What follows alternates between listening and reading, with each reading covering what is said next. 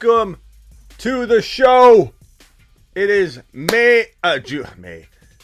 Did I put May in the title? I might have put May in the title. It's June 1, 2021. Let's get that right. June 1, 2021. We're talking fantasy football news, notes. We're talking Julio Jones. We're talking Aaron Rodgers. We're talking fantasy football court. We'll be kicking off here in just a moment, but let's go to the intro. This is the Fantasy Football Show with your host, Smitty.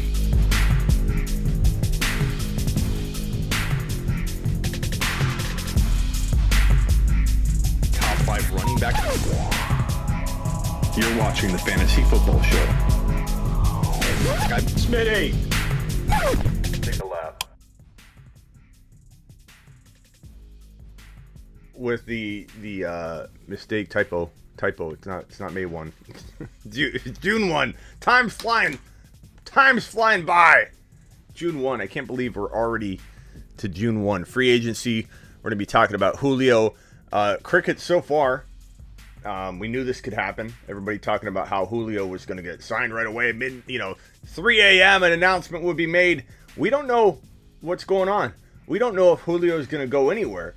Everybody's assuming he will, and the odds are high. The odds are definitely on the other side of 50-50 in the positive direction that Julio Jones gets traded. But let's get to A-Rod first, because we're gonna go in order here. We got this lined up for a reason. A-Rod, what's up, Rob? What's up, Rob? Rob's talking about the video. Yeah, I could show this real quick, Rob. Everybody's been talking about this. It's been one of the most talked about videos I've had for a while. It's definitely interesting, but let me go ahead and share this video with everybody so everybody knows what I'm talking about. Guy tried to break into Casa de Smitty, and got him on camera, and dude literally tries to open our doors. Dude literally tries to get into the domicile, and thank goodness I wasn't awake because or he was quiet. Because I probably would have tried to do something. So here he is. As you can see right here, tries to open the car door right there. And then look at what's this hanging here from his jacket pocket. Looks like he's strapped. Then he tries to open the door. Immediately, it's locked. He immediately knocks. Then he checks the hinges on the door. We'll replay this, don't worry. Then he keeps his back to the door, the classic processor remove when you're serving somebody court papers. You don't want them to see your face. And look at this, checking out inside the carport, looking at the security cameras. Let's replay this one more time. So this is dude walking up. He literally grabs the door handle as he walks by, carrying his shoes, mind you. Grabs the door handle, pulls. It's locked. Look at pulls. Look at that. You see that pull? Let's replay that. Right there. Pulls the door handle. It's locked. Keeps walking. Look at what's in his pocket. What is that? And then dude then tries to open the door. This is at Casa de Smitty. Immediately knocks, carrying his shoes. Why? Why do you think he's carrying his shoes? Why, Gridiron? I'll tell you why. Because I got a psych degree. I'm psychoanalyzed this. He is wanting to look helpless, so you trust him. How could a guy carrying his shoes not look like he needs help, right? So he's carrying his shoes. I need help. Look, I'm carrying my shoes. Look, I'm carrying my shoes. I must need help. Because why would I carry my shoes? And dude is carrying his shoes.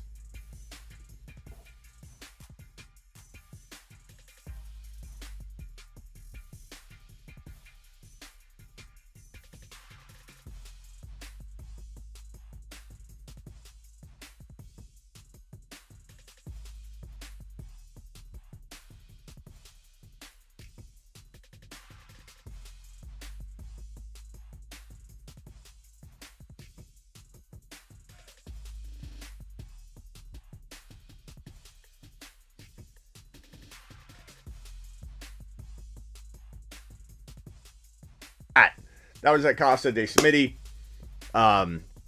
Not a big deal. Like, everyone's like, glad you're okay. Are you okay? Like, nothing happened. But I'm just saying, dude looked like he was trying to break into the home, into the domicile. And good thing I wasn't up, because I would have probably taken the cane down, and I would have said, meet Kane, young man. Batter up. Batter up. Swing away, Merrill. Swing away. And it did look like, and I wouldn't have known this, it did look like he was strapped, though. Like, I don't know if you want to replay that. I got on my Instagram stories if you want to rewatch it, or on my YouTube shorts. But it looked like he had a shiny device right about here, and it would flap in his coat and kind of shine against the light. Probably a good idea I wasn't home, because maybe I would have brought a cane to a fight. Kane wouldn't have helped me fight. All right, let's get on to the fantasy football news. Again, A-Rod looking like he's going to stay, which is what I've said from the beginning. Everyone talking about A-Rod getting traded out of Green Bay. It's been kind of almost nonsense, because when you think about what this would mean, is that the Green Bay Packers, who could have got the number 3 overall pick from the 49ers. Why? Because Shanahan dialed them up and said, hey, hello, we would like to have Julio Jones. We would like to have Julio Jones. Can we have Julio Jones? And what's going on with are we even live on YouTube right now? What is going on? I feel like the view count is crazy. We're live. Okay, it's not updating for me. That's why. We're live. I got it. Okay. It was concerning there because I didn't see the view count updating.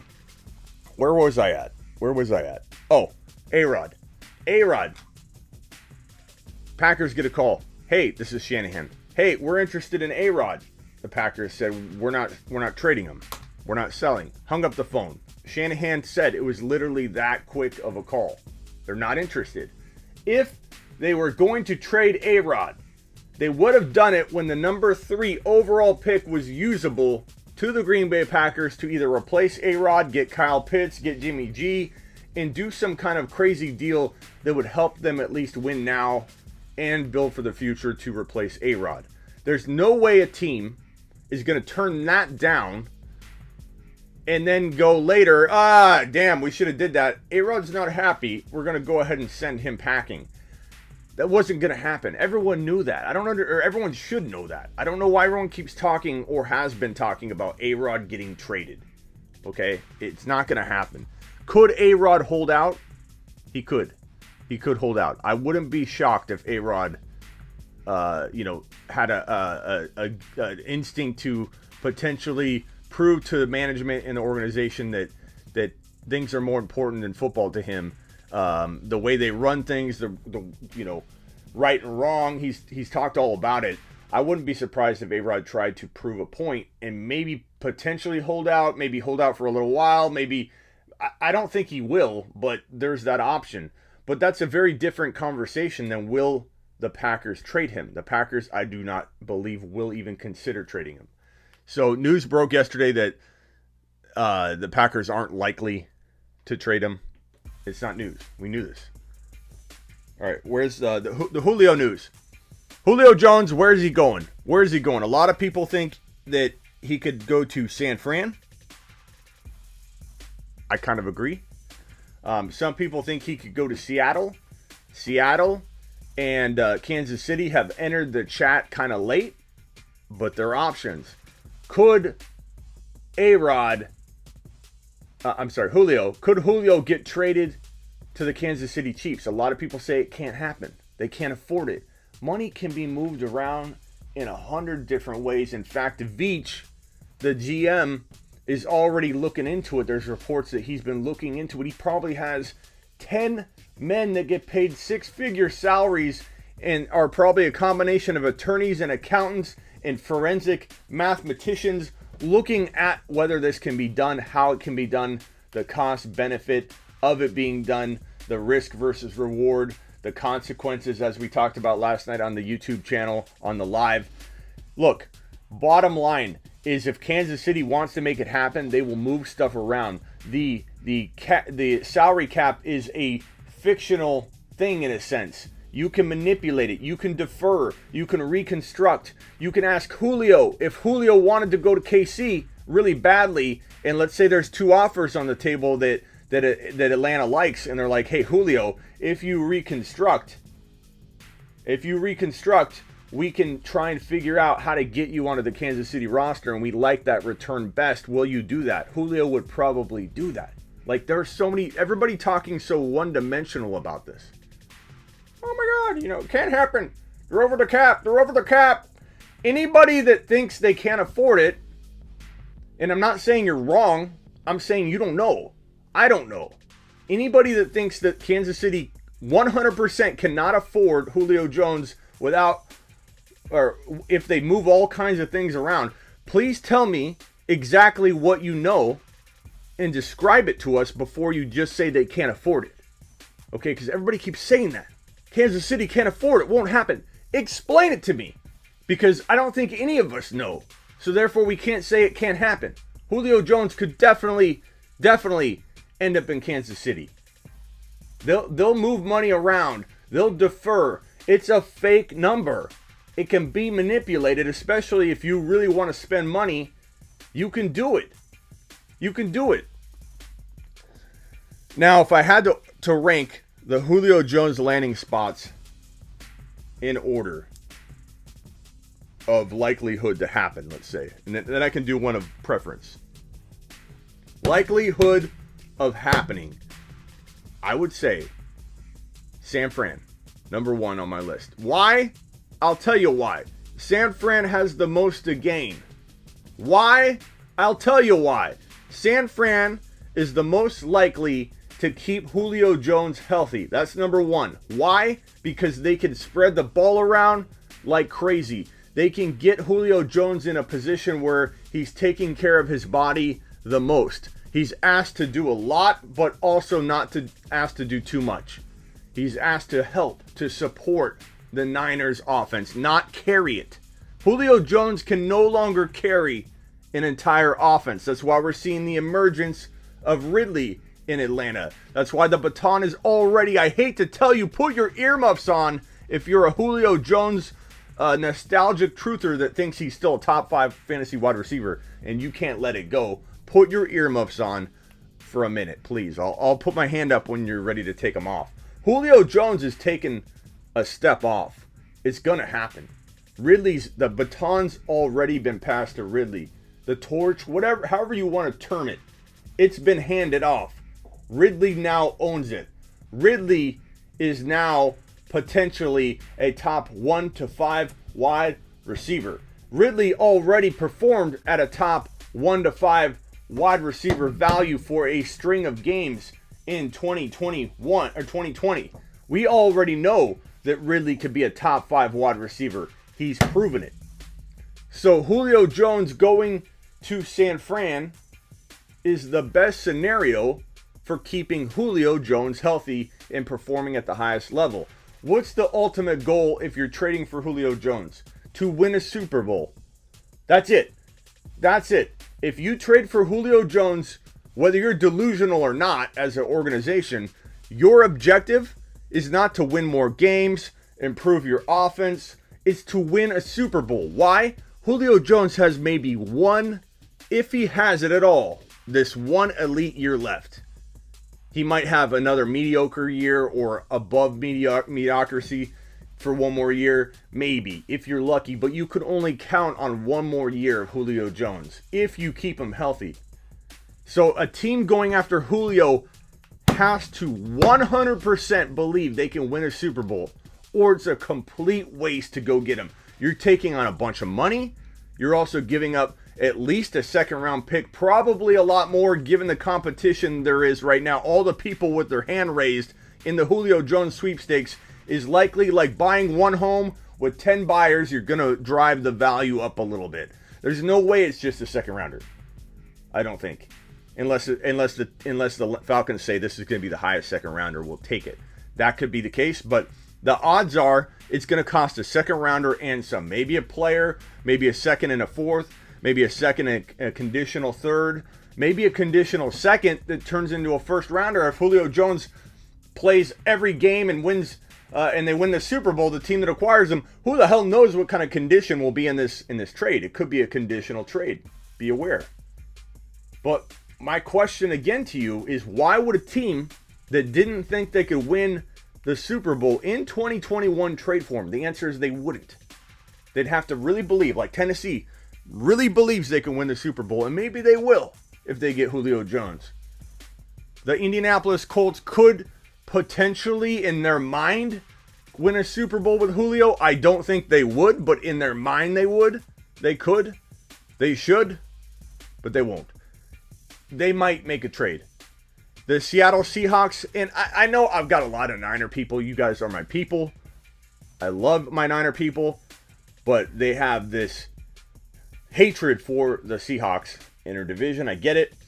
Where they don't see, that they have a good team. They're garbage. They're going to suck. Look, every team in the NFC West can have a double-digit win record in 2021, especially when you add in the extra game. So it doesn't make sense to suggest that Seattle is garbage. It doesn't. They're a good team. There's a lot of turmoil in Seattle, but guess what? Russell Wilson will feed off that. Russell Wilson doesn't miss games. Russell Wilson has a lot of weapons. And if you give Russell Wilson Julio Jones, which I don't like for DK, let me preface for fantasy, but if you give Julio Jones to Russell Wilson, this team is a potential Super Bowl contending team. So if you want to clown on the Seahawks, I get it. You're a Niner fan, you're a Rams fan, you're a Cardinal fan. But if you're outside of that, if you're not a NFC West team fan of anybody but the Seahawks, you will probably be objective and say, yeah, Seahawks could actually, with Julio, make it to a Super Bowl. Maybe they don't win it, but they could make it, or they could at least get one game away and almost do it, and it was worth Julio. We almost did it. We barely lost. Like, I could see that kind of scenario. But Seattle's in the cards, guys. They're in the cards for this Julio Jones race. They are. I don't even know what that means, in the cards. They're in the race, okay? They're in the race. Where's my music? I blame it on the music. When the music stops, I don't know what to say. Julio Jones could go to Green Bay. Don't be shocked. They want to keep A-Rod happy. Maybe they do make a bold move. I think Green Bay doesn't take care of A-Rod. Everyone complains about A-Rod. He's a diva. A-Rod's not a diva. A-Rod's been very, very quiet. You know what? You know who's been talking a lot of crap and making it look like A-Rod's complaining? Everybody else. Everybody else is putting words in A-Rod's mouth while he's been enjoying his best life in Hawaii and relaxing, and everyone keeps talking about A-Rod as if A-Rod is the problem here. A-Rod's constantly complaining. He's on the beach. When have you heard A-Rod complain? He did one interview where someone asked him candidly what's going on. He's like, look. Here's A-Rod. Ready? Here's the interview. Let me replay it for you. Look, I real calm voice. Real calm voice. His demeanor, I mean, I picture him in the huddle going, we're going to do a blue 32. Adams, you're going to streak down about 55 yards down the field. I'm going to toss it up with 0 seconds left. And it's going to get batted around a little bit. I want you to stay calm and collective. And I don't want you to freak out. The ball will bounce around about 4 or 5 different individuals and land in your hands, Deontay, and we'll win the Super Bowl. So, why don't you break on 3? That's A-Rod. Calm, cool, collective. Handles drama and pressure better than anybody. And that's what I love when people say, oh, Super Bowl contenders. Green Bay? Green Bay's not going to be a Super Bowl contender. Number one, they almost pulled it off last year. Okay? Number two, Aaron Rodgers is an NFL MVP from 2020. Number three, they've got talent galore on that team, even without having a wide receiver too, which maybe Amari Rodgers, the rookie, will become that. But I love when people say A-Rod can't do it. A-Rod, there's too much going on over in Green Bay. A-Rod lives in this space that we call chaos. A-Rod is at his best when it's 0 seconds left on the clock at the 40-yard line, down by 6, and he's got to throw a Hail Mary into the end zone to win the game. This is where he lives in drama. There's reports. I don't know how accurate all of them are, so this is only hearsay. But there are reports he's very estranged from his family. His brother went on The Bachelor many years ago and said that he doesn't even talk to his brother. A-Rod barely talks to the family. Who knows if that brother's wrong? We don't know.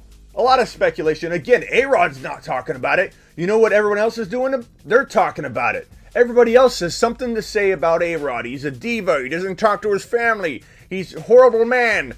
And the dude's chilling, living his best life, wants a tiny bit of respect. We don't even know what he's asking for. A-Rod could just want corn dogs at halftime in the locker room, warm with a bunch of ketchup, sitting waiting for him at halftime. That could be his only request. We don't know. Everyone's assuming A-Rod's asking for this. He's always complaining about that.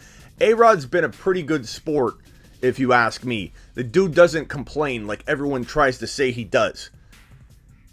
Why are we talking about A-Rod again? Why do I get so sidetracked? I can't even keep my my pointer at the right topic. We're kind of talking about both of these. I'm going to put the pointer right here. We're in between A-Rod and Julio topics.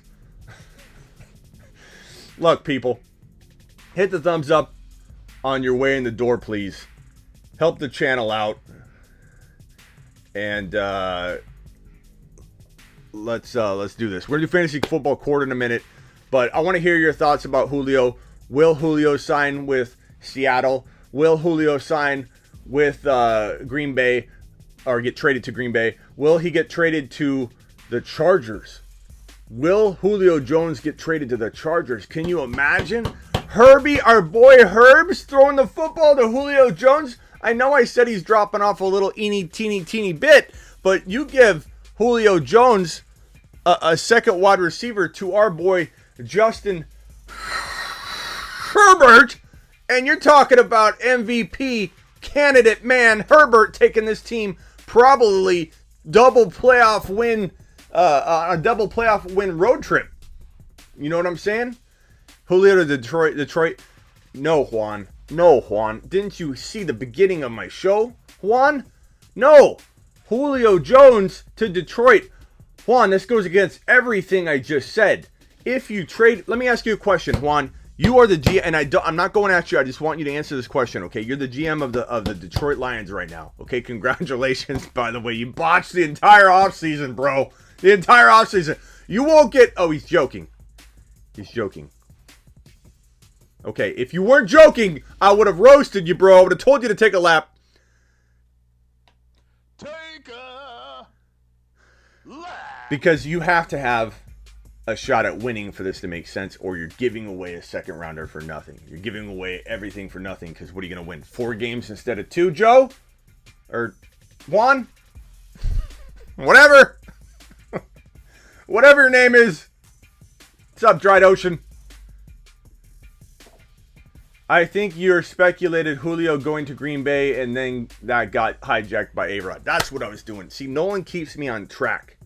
When I get sidetracked, Nolan comes around. I need you all to thumb up the video, though. That will help the algorithm shove it out to more people that are dying to hear some Julio Jones and A-Rod ranting, a combination topic. We've got San Fran, Tennessee, and I know you think I'm crazy, and I don't care because I'm always thought to be crazy. Kansas City. I think they're the third team in the running. You could put a tie between Kansas City, Seattle. I think Green Bay enters the chat. I think the Chargers enter the chat. People talking about the Raiders. I don't know. I mean, could I see Julio going there?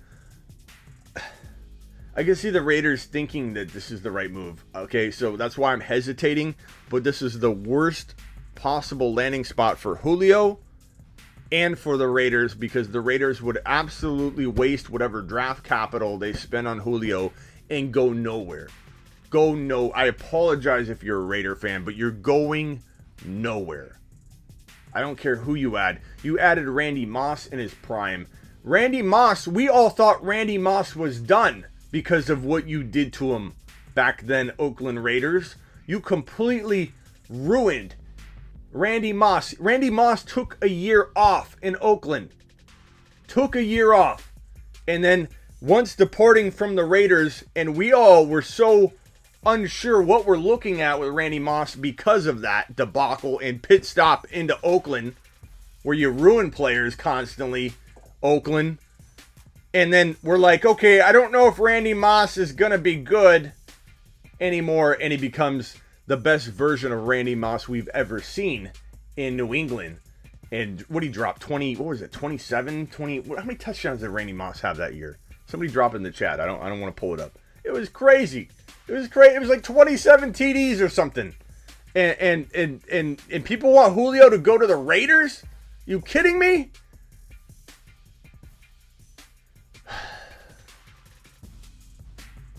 Remember, no offense, Oakland. I've been trying to tell anyone that'll listen that Julio's headed to the Titans months ago. He could, bro. He could. They're definitely a top 20. He had 23 TDs? Okay, 23. It felt like 27. Oh, man. David has a question. Cam Akers in the second round is starting to look attractive to you. Look, I don't mind Cam at the bottom of the second. He's not going to fall to the bottom of the second. That's why I won't own Cam Akers in 2021. I get it. I'm okay with it. I've come to terms with it. I'm not losing sleep at night. You know why? It's not because I don't like Cam Akers. It's that I worry about injury history. I had the doctor, Jesse Morse, on yesterday, and he said he's worried about Cam Akers staying healthy. I'm not saying that you need to go off of what any one person says. You don't have to listen to me. You don't have to listen to him. You don't have to listen to any doctors. You can listen to your gut, because you know what? At the end of the day, there's still a percentage chance that Cam Akers could be a top 5 running back. It maybe in my mind that percentage chance is like 15%. In your mind it might be 80. And that's all that matters, is what you think of that percentage. Now, I just told you there's a, let's call it 10 to 15% chance that Akers is a top 5 to 10 running back in 2021. Let's call it top 5 to 7. Okay? There's we'll call it a 10 to 15% chance Cam Akers can be a top 5 to 7 running back in 2021. What did you just hear out of my mouth? That I believe it's possible. So if it happens, am I going to go, oh my God, I was wrong? No, it's an odds game. And at the cost of 12 overall, I don't like a 10 to 15% bet. I like a player that feels like more of a lock in the 80 to 90% range that could be number 1 at their position. And when you're talking about 12, 13, 14, 15 overall, who are we talking about? Wide receivers. Wide receivers in that range could finish as the number 1 overall player at their position. You have Ridley. Ridley was the number 1 for a string of games in 2020. Don't look at me and say that Ridley can't be a top 5 wide receiver. Ridley proved he was a top 5 wide receiver. Ridley proved he was the number 1 wide receiver in fantasy football for a long period of time in 2020. Ridley could be top 1 at his position. DK could be top 1 to 2 or 3 at his position. AJ Brown could be 1 to 3 at his position. Justin Jefferson could be number 1 overall in 2021 fantasy football wide receivers. My point to you isn't that I don't like Akers at all, that I don't think there's a chance in hell Akers could do well. My point to you is that I'd rather take the guy that feels like an 80% lock for top 5 and a big, strong chance he could be the number 1 or number 2 or number 3 overall player at his position over drafting Akers at 12 or 13 or 14. This smells an awful lot like Miles Sanders at 12 overall than it smells like a breakout top 5 running back. That's all I'm telling you. But trust your gut. Who I like at number 12 or 13 will probably be different than who a lot of you like, and that's okay. We're not here to change everyone's mind. I'm only here to tell you how I feel. If it jives with what you're already kind of leaning, it helps you out. If you want to disagree, I'm fine too. As long as you're respectful, it's all good. Like, we're not going to see everything the same. We're just not. Sean, was the man who tried to break into your house either Jones or A-Rod? No, it was not. Moss was never had an injury bug. Smitty, Julio has been in and out for the past 3 years. I'm not sure what you're trying to say, Martin, on that. Talking about the Raiders. I don't know. Julio gets paired with Wilson, A-Rod, Herbert, or Mahomes. He will still be elite. Nolan, he could be elite in a games played, maybe. I think if Julio is leaned on heavily enough to be producing high-end, like top 5 to 7 wide receiver numbers, he will get hurt, is my guess, is how I would say that would end up playing out. I could be wrong on that, bro. I'm wrong about stuff all the time. When you produce as many videos as I produce, you're going to be wrong more often than you would think. It happens, bro. It happens. There's no shame in it. No one's going to get everything right. But I certainly feel like, I'm staying away from Julio expectations anywhere near, high-end level.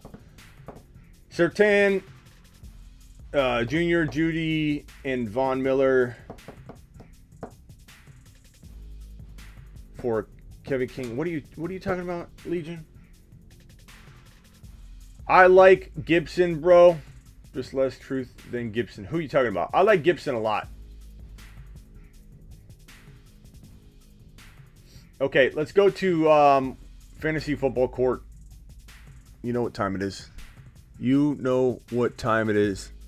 Where's our song? Fantasy Football Court. Let me explain how this works. You throw a question at me. I answer it. You have 60 seconds to get your answer out of me. Sometimes I answer faster and answer a couple questions within the timer allotted. Other times I take a little longer. It's up to me. It's up to your man. Oh, I don't need this. Where's my mallet? Okay, here we go. Time to judge all of you. Hit me with the questions. Keep them fast, keep them short, and keep them rolling. It's Fantasy Football Court here on the Fantasy Football Show. It begins now. Court is in session. First question of the day is this. Gibson or Akers? I'm going to go Gibson myself, but again, Akers could definitely deliver. I just personally think Gibson has more security in that they want to use him. Akers they didn't use. I know he got hurt too, and that's part of my concern. Okay, Akers got hurt during the middle part of the year, but the Rams never used him until the very end of the season. And everybody expected Akers to get all this volume, all this work, and bottom line is, we don't know what the Rams are capable of doing. We've seen them misuse Darrell Henderson. We've seen them misuse all their running back stable the entire time since that Super Bowl loss where Todd Gurley dropped off the map. They have been very, very hard to predict moving forward with their running backs, and Gibson feels like he's set up to just dominate. I love Gibson. Gibson is a top 5 to 10 running back to me. Akers is still in that bottom part of the 10 with upside to be as good as Gibson, but I'm going to go with Gibson. Case closed. Eckler could be running back 1. Slasher wants to know. I don't know that I'd go that high. You're not crazy to expect Eckler to be the running back 1. Could he be a running back 1? Yes, but the running back 1, the top running back, maybe. I mean, it's possible. I'm not gonna tell you to take a lap, but I don't rank him in my top 5, so it's hard for me to put him at 1, bro. But trust your gut. The good news for you, Slasher, if you have the ability and self-control to wait, is that you don't have to pay that at all. Like, you barely have to pay high-end running back 2 value. So if I hear you go drafting this guy in the first round, you're taking a lap. Case closed. What is your top 5 wide receiver in order for 2021? That is a good question. I kind of go back and forth, to be honest, man. I love this group of wide receivers in 2021. It's absolutely electric. It's crazy. The value is through the roof. If I had to give you like a ranking, a smart ranking to go off, not just my how they end up finishing, I'll do both. Okay, this might take 2 timers. 2 timer sessions. It's smart to rank Devontae Adams number 1, Tyreek Hill number 2. I think Diggs number 3. I think Calvin Ridley, Justin Jefferson, AJ Brown, DK Metcalf, DeAndre Hopkins. These guys are all not interchangeable. I do have my preference, but they all could be the next guy up. And Jefferson, AJ Brown, DK, Hopkins, everyone in the top 8 could be number 1 overall. That question we just got about Eckler, you could say that about every wide receiver from 1 to 8. Adams, Hill, Diggs, Ridley, Jefferson, AJ Brown, DK Metcalf, DeAndre Hopkins. You could even say CeeDee Lamb. You could even say Michael Thomas if you wanted, if he was healthy. We don't know if he's healthy.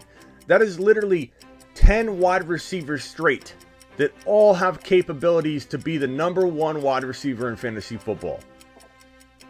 That's crazy. If I had to predict, like get in the time machine, I would say Justin Jefferson is my surprise number 1 wide receiver finisher. I think Adams is right there. I think, Hill and Diggs right there. Ridley, AJ Brown, DK. I love them all. I want to own all 10. I don't know how it's possible, but I want to. Leonardo says Akers over Eckler. That's fine. You're entitled to that opinion, and it's not crazy. You know what's crazy? Telling somebody they're crazy for liking it the other way. Why can't you like it your way? And I'm not saying you, but why can't someone like it their way and somebody else like it flipped? Why does everybody have to have the answer? Why is everybody so absolute right now? And they have no ability to accept someone else's opinion. Clyde Edwards-Helaire or Aaron Jones dynasty? Aaron Jones is not a spring chicken. I know he just signed a new deal, but we see this all the time. Player signs a new deal, they do 1 year of good time on that deal, and then they fall off the map on their 5th or 6th year in the NFL. Clyde, it's dynasty. Clyde's just getting going. Clyde's gonna have a bounce back year.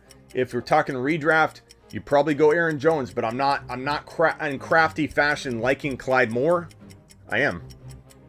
And using my 2nd round pick on a wide receiver like DK, AJ Brown, Ridley, and then take Clyde in the 3rd round at 3.5 or 3.8 instead of going Aaron Jones and then a wide receiver later like A-Rob.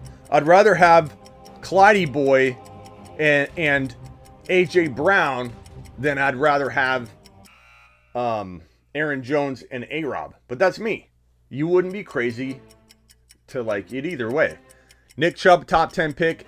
I mean, some would say a lot higher than that, bro, and that's where I have a problem. At 10, I'm okay with 10, 11, 12. You just got to be prepared that he could miss some time, and I think the later you get him, the more you package in that potential risk, but Nick Chubb is an injury risk, and you need to, why am I not using this? You need to trust your gut, so I'm okay with whatever you decide. 10 on, bro. Trust you. Do you. Clyde Edwards-Helaire for ETN and a 2022 2nd rounder. I'd rather have Clyde. So, contempt of court. DK has more risk than we all think. Why? Ryan, no evidence brought to court. Inadmissible. Totally objectionable. And without any evidence, I'm going to overrule. What do you think about fading Jacobs and Edmonds and swooping in and getting Drake and Connor. I think a smart man, Nolan, would do this because Jacobs is not the guy, in my opinion. Drake is going to probably get more volume overall. Drake can be had a whole heck of a lot later. Same thing with Edmonds and Connor. I don't really like the Edmonds and Connor situation in general, though, but I do like the Drake idea. Community service. Travis Kelce, best pick at 10 in a 12-team league. I mean, Warchild, I'm not against it if that's your style, but no. I don't take a tight end early. That's my style. I wouldn't say blanket statement like best pick at 10. Like, no. If you do well with that approach, Warchild, if you have a track record of going Kelce and then you're the bomb the rest of the way in your draft, then you need to go with that. But if you don't have any kind of track record of building where you're going to be light at running back and wide receiver, you need to know what the hell you're doing. You could screw up your entire team trying to do this move. You got to be able to do it right. Do you think Lamar Jackson will be a top 3 quarterback this year? I'm going to say no. And the reason why is the QB pool is lit, broski.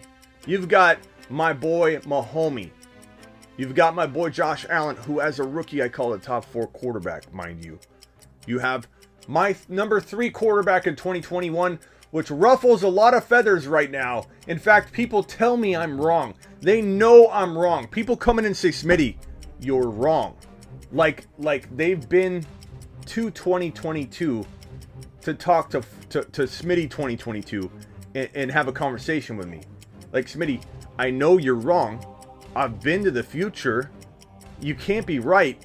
My number 3 quarterback is Justin Herbert. And I'm not afraid to say it out in the open. Justin Herbert is my number 3 quarterback. I'll go say that in public. In fact, my next live stream, when I'm out and about, will be me screaming Justin Herbert's name. Because I'm not afraid to say he's my number 3 quarterback. I don't care what anybody says. I like Kyler Murray. I'm from Arizona. I'm a Cardinal fan. But he's my 4. They're close. I could be okay going Kyler. But I want Herbert to the moon. And imagine if Herbert gets Julio, everyone's going to jump right on.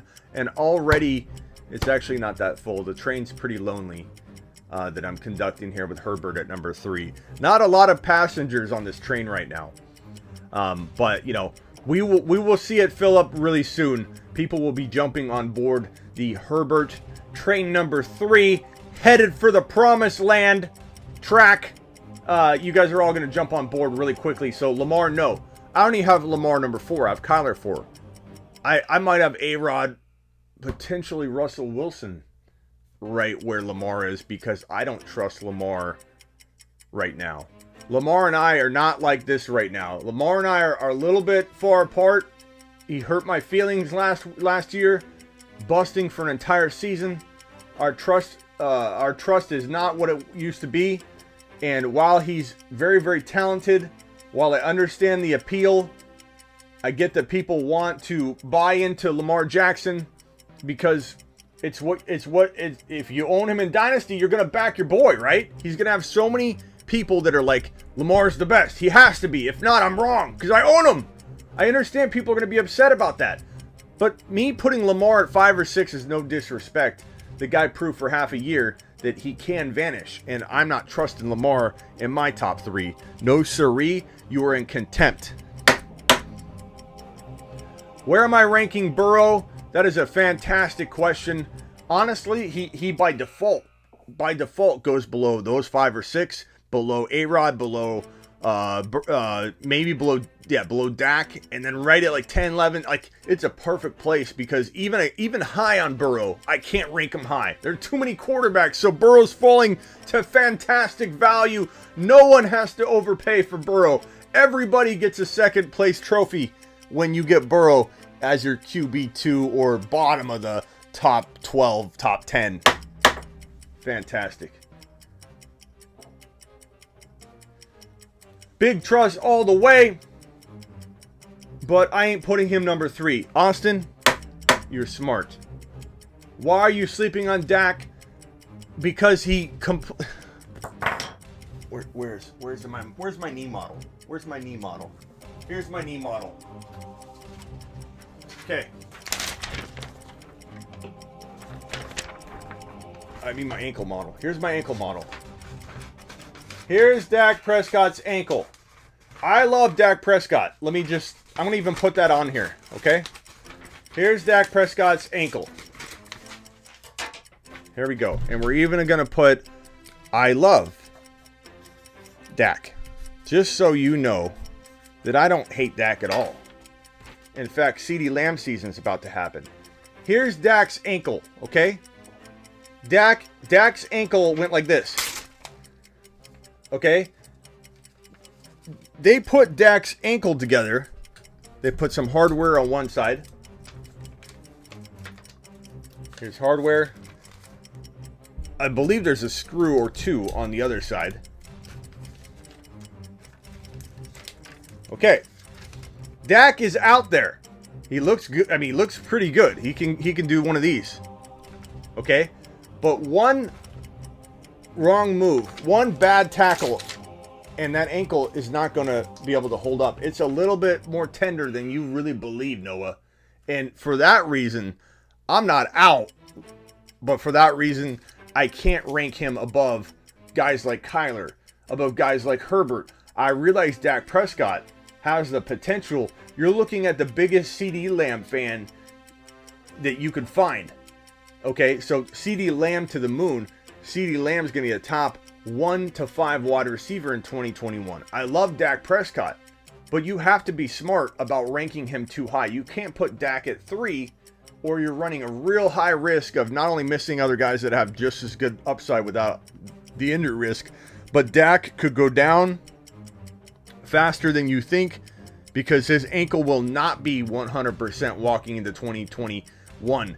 He can be efficient if he avoids getting hit, if he avoids a whole bunch of swelling. We don't know how it's going to react over the rigorous NFL season, broski. You don't know how it's going to react. Just because he can hop around on it like a bunny doesn't mean he's good to go all year. He could have some problems. He could miss some practice time. I'm just saying you got to pump the brakes on putting him right back into your top 3 as if this didn't happen. You can't assume this didn't happen, Noah. Okay? Dak's ankle, whether he's able to step on it or not, still looks like this. Okay? He's got to get it healed up. He's not even near 100%. He's barely getting, to where he can kind of be not really hampered by it too much. Adams won't finish top 5. Warned you. Contempt! Contempt! Brandon Cooks being slept on. Okay, but Nolan, one shot to the head. I would almost. I'm gonna give you. I'll tell you what. Nolan, if Brandon Cooks plays a full season, or even misses just one game, you get a lifetime membership to sleeperu.com. You got it? It's not gonna happen. Do you have Robinson ahead of ETN? This is a great question, Robert, and the answer is very complicated. In redraft, I will say that Robinson's probably the better bet. And as of right now, the word is that ETN's going to play a whole lot of wide receiver. Now, we don't know if that's going to turn into being Antonio Gibson. Okay? Where ETN's playing both roles like an Alvin Kamara, doing the best Alvin Kamara impression he can do. And you know what? ETN is the most capable running back in the NFL in his position, where he's not risen up yet. The potential's high. We don't know what we're getting. The job's not completely his yet.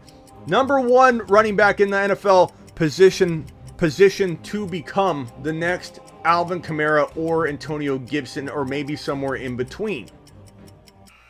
Dynasty-wise, ETN, redraft, I barely lean Robinson, and if the wind blows a certain way, I could easily be swayed to go ETN in both. Where do I rank David Johnson? I'll tell you where. Contempt! Waste my time with a David Johnson question. Can't touch Cook, one hit. Exactly. Sustained. Do you know Cook didn't miss a game last year? Contempt! We're talking about 2021, Nolan. You should be in good position to win your free membership. Cook, one shot to the head. Dude's done. Dak's ankle's looking good. Your concern's 100% valid, though. I can't wait to see number 4's comeback. Player of the Year tour. CeeDee Lamb, Amari Cooper, Michael Gallup, Zeke, Pollard, Jarwin. Bro, I love Dak. And you know what? You know what's funny? People come at me on this Dak stuff. You don't like Dak enough. You don't give Dak enough credit. You hate Dak. And the bottom line is that I'm one of the biggest Cowboys supporters in terms of where you guys are going this year that you'll find. I think you're winning double-digit wins in 2021. When you add in an extra game, it feels like a lock to me. I get your defense is going to have some good and bad moments, more bad than good, a lot of people say. But you know what cures a bad defense or helps cure it? A really good offense. You keep your defense off the field more. You move the chains. You get yourself in scoring position. You give yourself good field position, defensive setups. People are a little too quick to be like, the Cowboys defense from last year will be the Cowboys defense this year. The Cowboys can't improve on defense, Smitty. They won't. The Cowboys are going to win double-digit games, and their offense will be good enough that, yeah, maybe the playoffs they get taken out early because of defensive deficiencies and inconsistencies and just not having a good enough defense to close the deal. But could the Dallas Cowboys score enough points to get 10 wins and to upset some teams in 2021? Absolutely. I know you aren't, Stu. I'm not coming at you, bro. I'm just excited. Stu, I'm supporting you, bro. Stu, you're my boy, Stu. I'm saying people come at me about my Dallas Cowboys predictions, and so it is funny. I'm just speaking to your boy. Stu, we're good. We're always good, Stu. Kyle Pitts, number 1 potential tight end. Not in redraft, I would say, but in Dynasty, you can make a case that Kyle Pitts is the number 1 tight end in Dynasty. I would not call you crazy or put you in contempt. That is sustained. Why is the clown the only analyst that is high on Najee Harris? Bro, I don't understand this one. Because, yeah, there's a lot of pretend paper tiger analysts out there, paper lion analysts out there that say that they're the only ones high on Najee Davenport. Everyone's high on Najee Davenport. What the hell's wrong with people?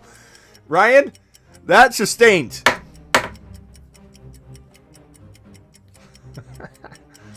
Dobbins, Swift, or Clyde? You know what? Clyde! You know what? Tie between Dobbins and Akers. Or Swift, I mean. Dobbins and Swift tie. No, Dobbins. Give me Dobbins over Swift. What am I doing? Swift, I don't draft in round 3. To be honest. I know that makes a lot of people upset. But Swift, 4th rounder. Dobbins, 3rd rounder. Clyde, 3rd rounder. Sustained. AJ Green, wide receiver 14. And what the? Nolan. Wide receiver 14? Can you imagine? Look, I'm not going to tell you to take a lap on this one because I'm a Cardinal fan. And I'm not going to lie. I've wondered myself, what if AJ Green was healthy or something? Because he's not that, there are wide receivers older than AJ Green that are still kicking it. You know what I mean? AJ Green is not old. He just looks old and plays old and is hurt. But I'm going to say this is a little bit crazy. You're probably getting a little community service. I'm not going to put you in contempt of court because I'm a Cardinal fan. But, let's be objective here. At least a week of community service or no show for a week. But, man, it would be interesting if he still had a lot left in the tank I mean, he's age-wise, he's as old as a couple guys still kicking it at a high level. So it is crazy. AJ Green. Pull up DK stats after week 8 last year. Everyone is just forgetting what happened and how bad he was. Contempt! Good thing we play a full season. No, I agree. I don't agree with what you're saying, but I agree that you do got to take into account how guys do for a string of games, because I always talk about Mixon busting from weeks 1 to 8 in 2019, and everybody's saying that he didn't bust overall, though. Well, he still left you hanging for 8 weeks. So I understand what you're trying to say, but I disagree with it. Still contempt. DK is the best. Sustained?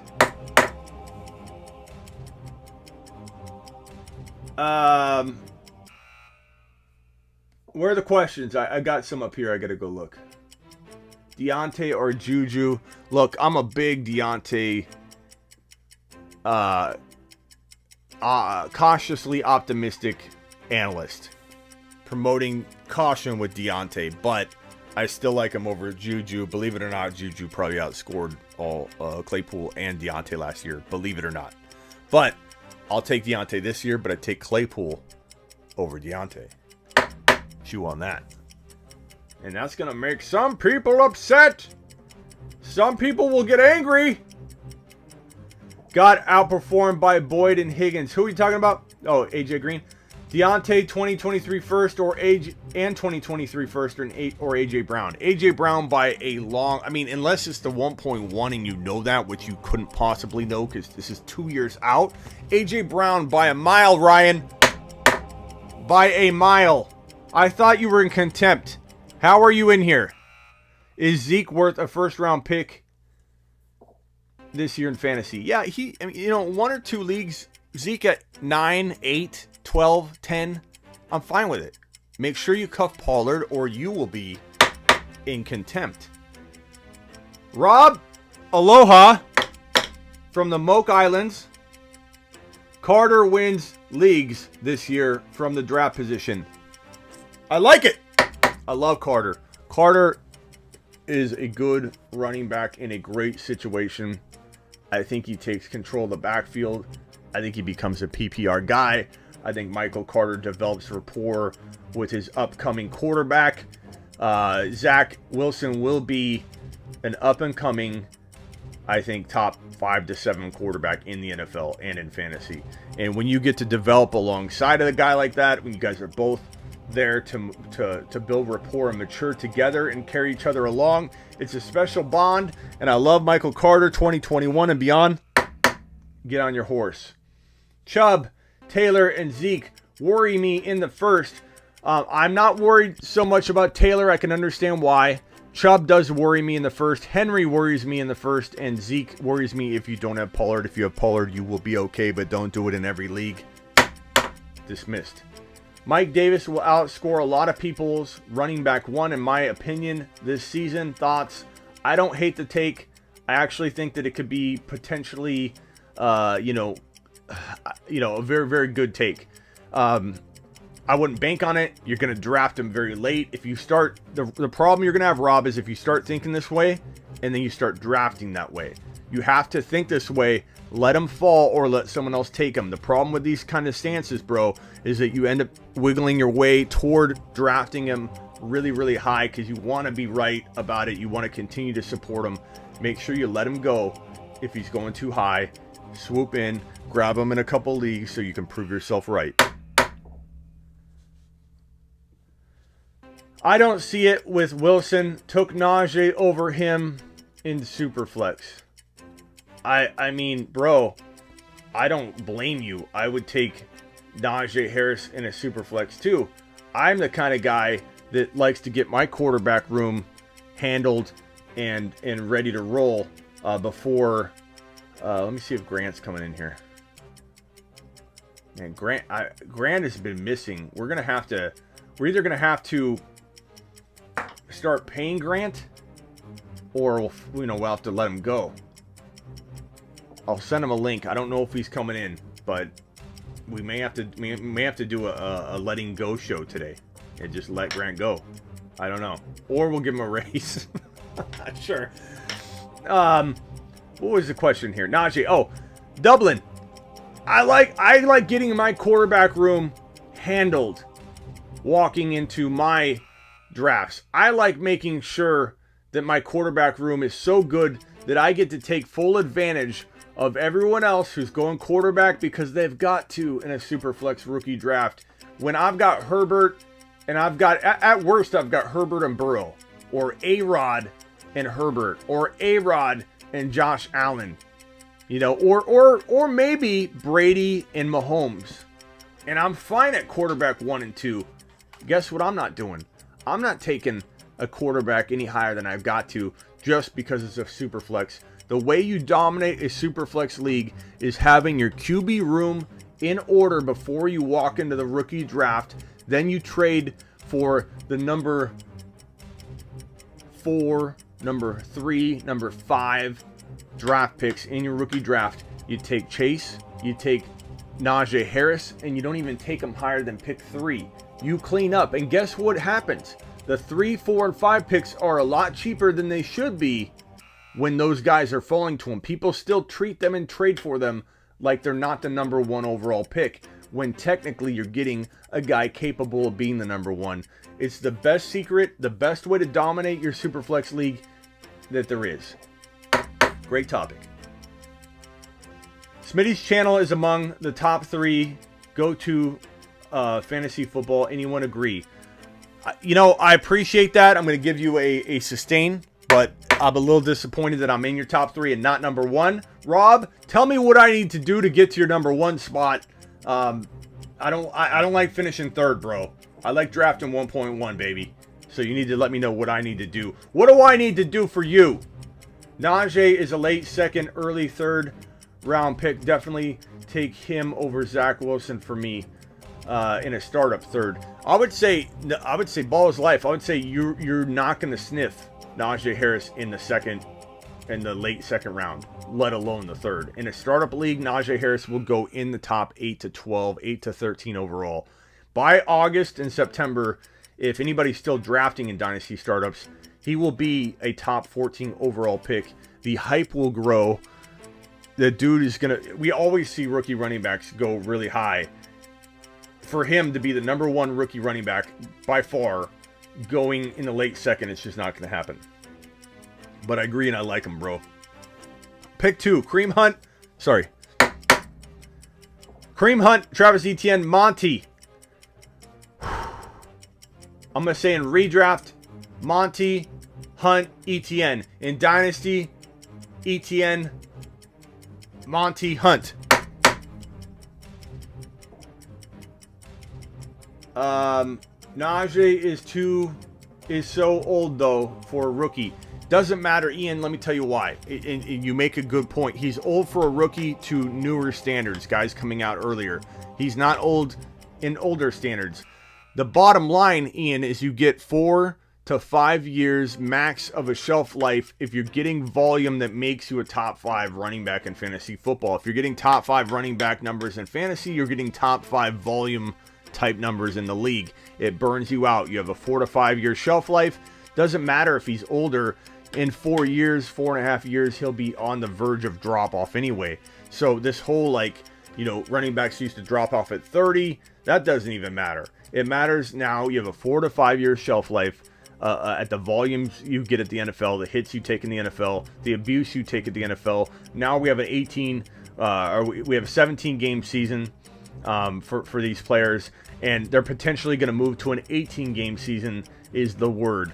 I don't know when. Will it be a year or 2 from now? Who knows? But it might be on Najee Harris's dime. And so, you know, running backs are going to be a 4 to 5 year guy. You can't worry too much about the breakout year. People get a little too amped up about that. And yes, like Balls Life said, you can move him in a year or 2. That's what trading's for. That's what trading is for. Also, where's the best ball content, Smitty? There is a lot of money to be won. Look, Gaines, I'm going to be in the best ball business. I'm just waiting for a couple of these, daily sites to get going in Arizona because we were approved. Arizona's balling. We're balling in Arizona now, and I'm ready. Let me go. Let me send this link to Dr. Raj and my people and see if they want to jump on. And my quad box gang, maybe they want to jump in here and talk a little football. Where is that? Where's that chat? Where are you? I'll throw my quad box gang in here if they want to jump in. You guys know who I'm talking about. Where is it? I don't know where it is. Okay. I'll send Dr. Raj the link.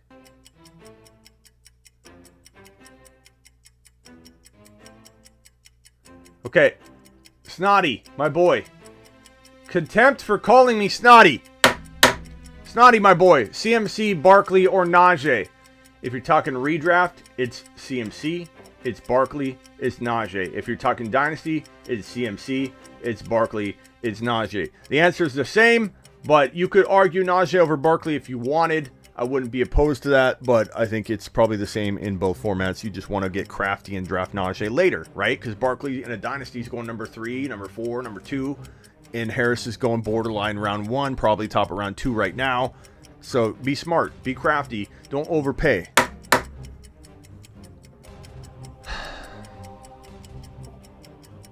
What is your top 3 running back 2 for this year?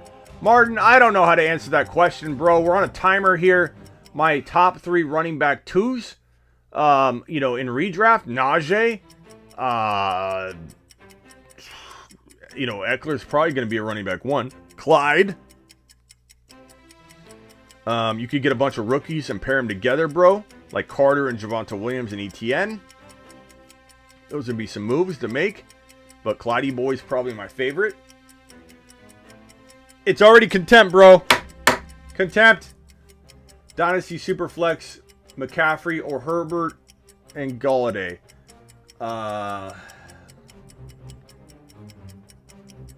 Dynasty Superflex, McCaffrey or Herbert and Golladay.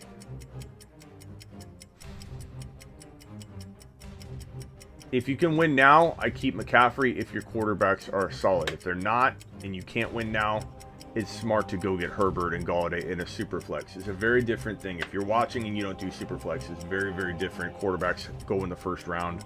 It's the way people set up Superflex to kind of rebalance out. So let me see if I can get Hollins in here. Ryan Hollins, let's see here.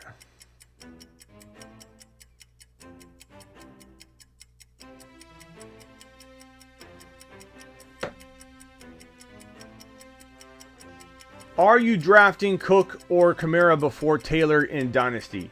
I think they're all right there about the same, bro. You could argue Taylor's the number 2 in Dynasty for all players. He could be the number 2 overall. You could argue he's just the number 2 running back. You could argue he's outside your top 5. No one's wrong yet. Everybody's speculating.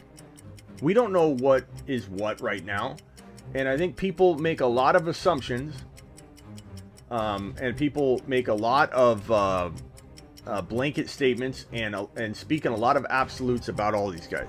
Kamara's not going to get the run anymore that he used to get. I don't trust the quarterback situation. Cook is injury prone. And Taylor is unproven and inconsistent. Like, you're going to hear everybody have negatives about all 3. The true answer is, do you trust a running back, period? Or would you rather trade down and live in the wide receiver domination, world of domination with the wide receiver position, getting a couple Ridleys or a couple, AJ Brown type players instead of having a top 1 to 2 overall pick? Can you trade down? That would be the ticket if you're worried at all. I'm so off on Kamara and Barkley train. I don't blame you because running backs can disappoint, so I'm okay going wide receiver.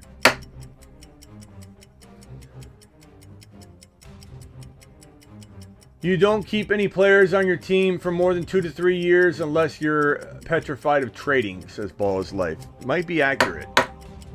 I do trade a lot. Smitty, hands down. This is the kind of comment we've been waiting for all courtroom long. Sustained. We'll put you in the corner there, Rich, for being such a beast, bro. Oh, just took him off. There we go. I'm so... Oh, I already got that. Contempt? JT running back 2. I don't blame you, Grossman. I don't blame you at all, broski. I mean, JT's got a lot of upside. A lot. And I don't blame anybody for having the man super high.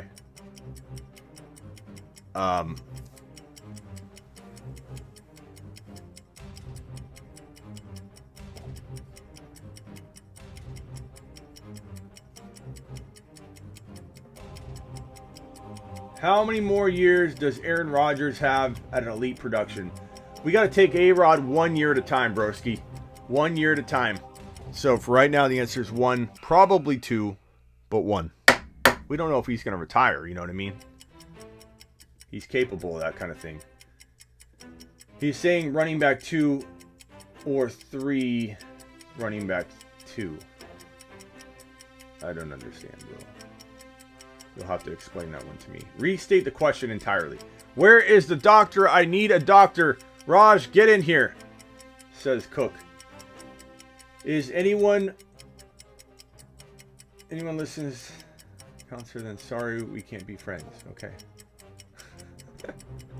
Rob is taking a stand. I like it. Next question.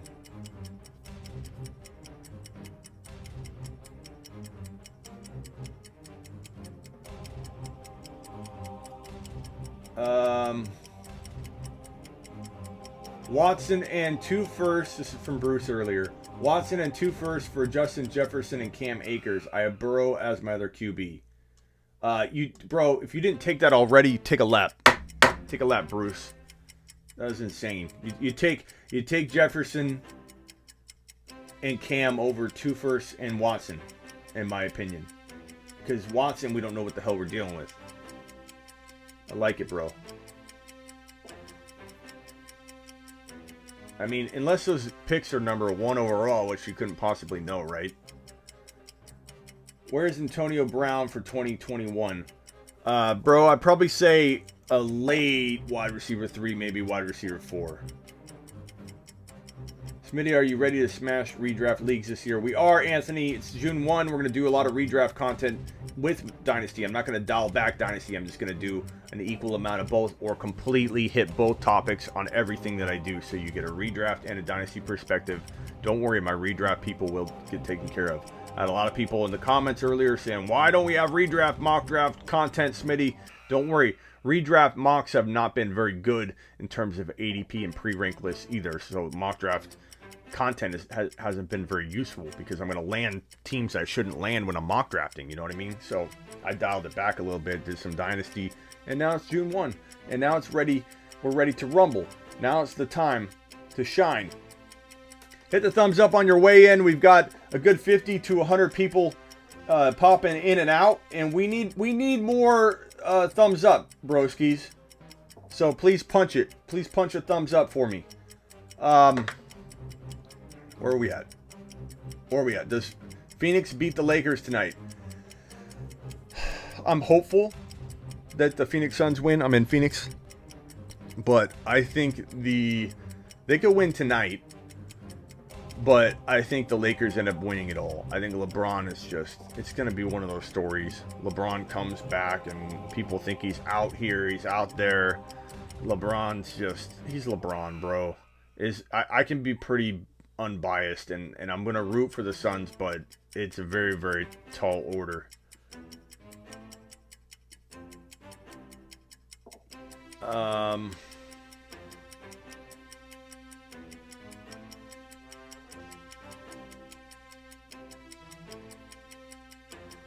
Smitty, I like to get a good buzz before I draft. Is it a bad idea or no?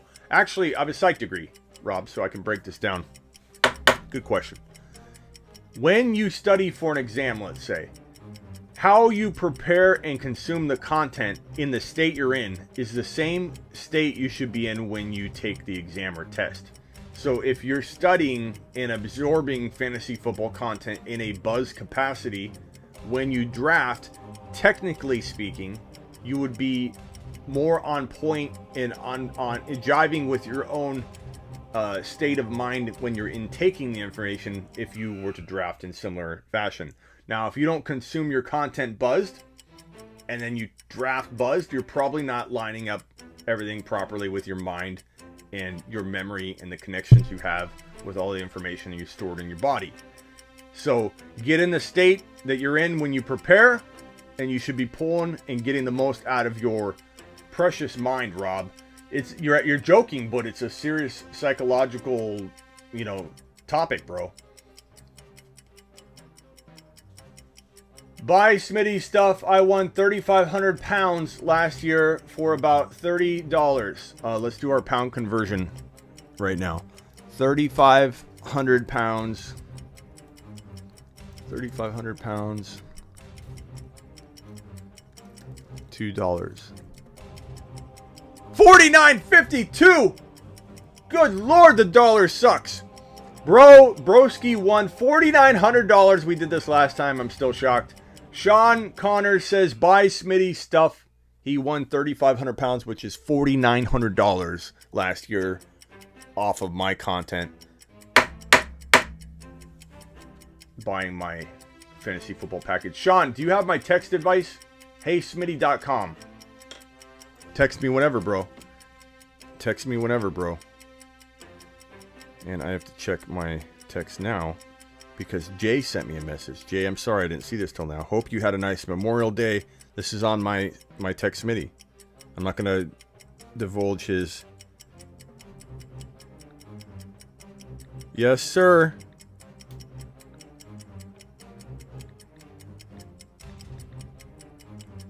Hold on, let me just now. I'll reply to you in a few. I'm on a live show. I apologize for the delay. Just send him that message. That's part of my text feature. So, Sean, I have a separate phone just for my text people. Literally, I have two phones. This is my personal phone. This is my text message phone. It's only for my text message service, HeySmitty.com. Sean, I think you get a ton of value out of it. Okay. Smoke study, smoke drafting, not too much though, just enough to settle and enjoy the draft, says D2. When's the next mock? We can mock right now. We've got 40 minutes. All right, that's Fantasy Football Court. We're done with Fantasy Football Court for now. Let's get the iPad down. Let's plug this son of a bee right into here. Let's put the iPad stand here. And let's go ahead and mock draft. Broskies. Let's do it. Let's do it live. Where's my music? Mock draft.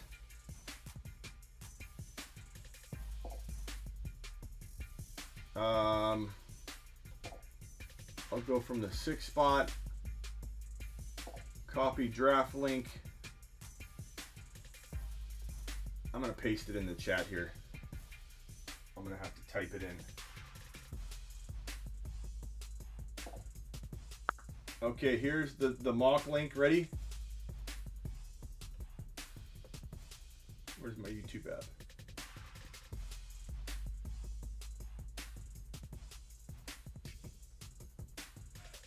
How do I not get tired of mocks?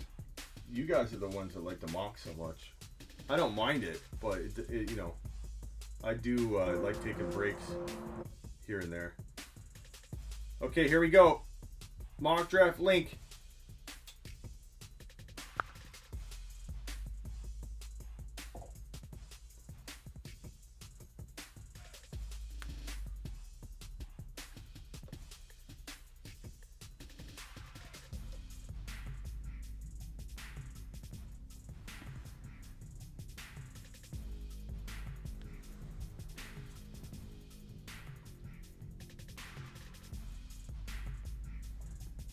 Mocky mock.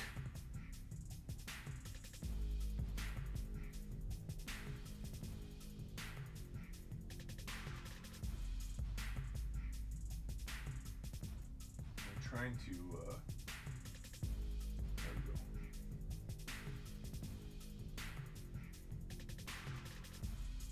Okay, we got 4 spots left in the mock draft.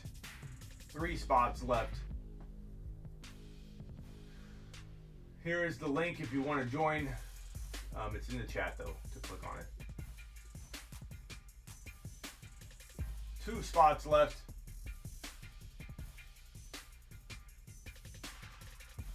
One spot left. Draft settings, we're going to go redraft. Redraft PPR. Redraft.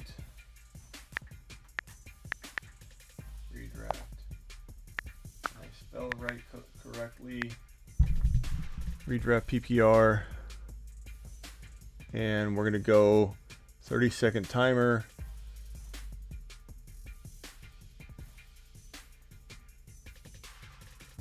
All right, we're full. Let's roll.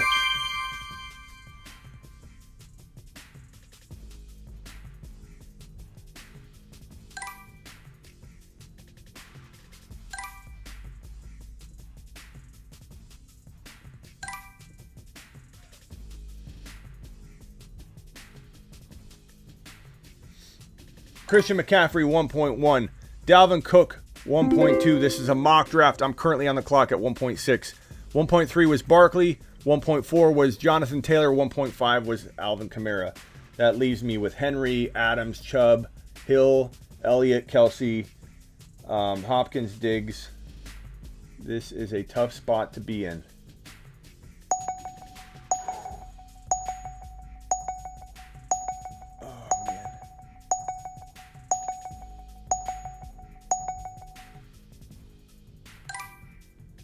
I'm going to try Elliott here. I don't think I'm going to like it. I don't think I'm going to like this, but I'm going to try Elliott here. I'm going to pair him with Pollard, but I haven't drafted a Zeke Elliott team in a while, and you guys keep asking me, do I believe in Zeke Elliott? Do I believe in Zeke Elliott? Do I believe in Zeke Elliott? Should I draft Zeke Elliott? And my answer is typically, in a couple leagues, you should believe in Zeke Elliott and cuff him to Pollard. Now, this is a little higher than I wanted to take him because I picked the 1.6, but because Kamara, Jonathan Taylor, Barkley, all those guys are gone, I'm going to go Zeke Elliott, and I'm going to say I'm not going to love this team. Jacob, did you not just hear what I said?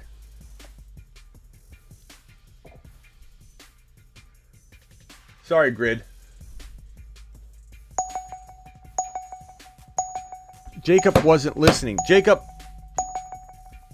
where's my take a lap? Take a lap. Adams, Chubby.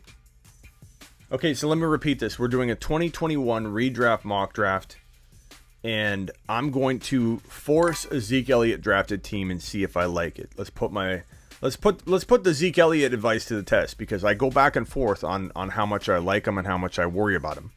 So we're gonna go So this is how the draft went so far, and this is where we're at right now. So 1.1 McCaffrey, 1.2 Cook, 1.3 Barkley, 1.4 Jonathan Taylor, 1.5 Alvin Kamara, 1.6 I was on the clock.